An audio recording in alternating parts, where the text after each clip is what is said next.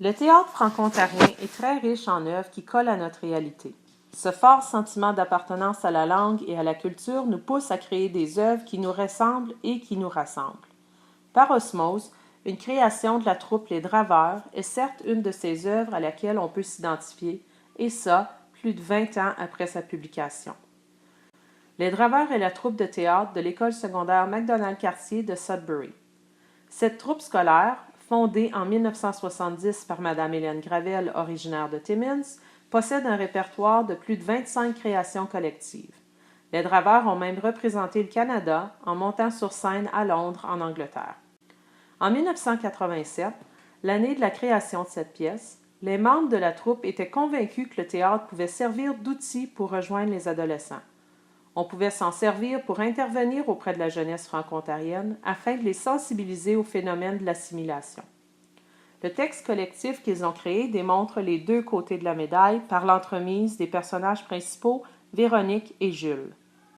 L'école secondaire Macdonald-Cartier et sa troupe Les Draveurs a vu plusieurs de ses anciens connaître énormément de succès dans le monde du théâtre. Parmi ceux-ci, M. Robert Marinier et Mme Linda Sorgini, tous deux natifs de Sudbury. Alors qu'ils étaient élèves, ils ont co-signé la première création collective des Draveurs à connaître du succès au niveau provincial. La pièce s'intitulait Le jeu de cartes. Il est à noter qu'après leur passage à Macdonald-Cartier, ces deux jeunes adultes ont complété leurs études à l'École nationale de théâtre et poursuivent encore une carrière professionnelle dans le domaine des arts. D'autres anciens draveurs qui ont connu du succès autant sur scène qu'à la technique sont certes M. Fernand Rainville, metteur en scène, et Mme Madeleine Azola, qui, avec Mme Gravel, a publié un manuel comprenant plus de 300 exercices pour développer les aptitudes et la créativité chez les jeunes.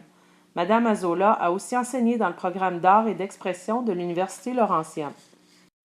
Avant de se mettre à la rédaction de la pièce de théâtre par osmose, les membres de la troupe se sont posé certaines questions. À toi de lire ces questions qui se trouvent sur la prochaine diapositive. Qu'est-ce qu'un franco-ontarien ou une franco-ontarienne? C'est quoi la culture? Est-ce que le milieu dans lequel je vis influence ma langue? Qu'est-ce que l'assimilation? Comment se fait-on assimiler? Quels sont les choix possibles des adolescents franco-ontariens? Et quelles seront les conséquences des choix que je ferai?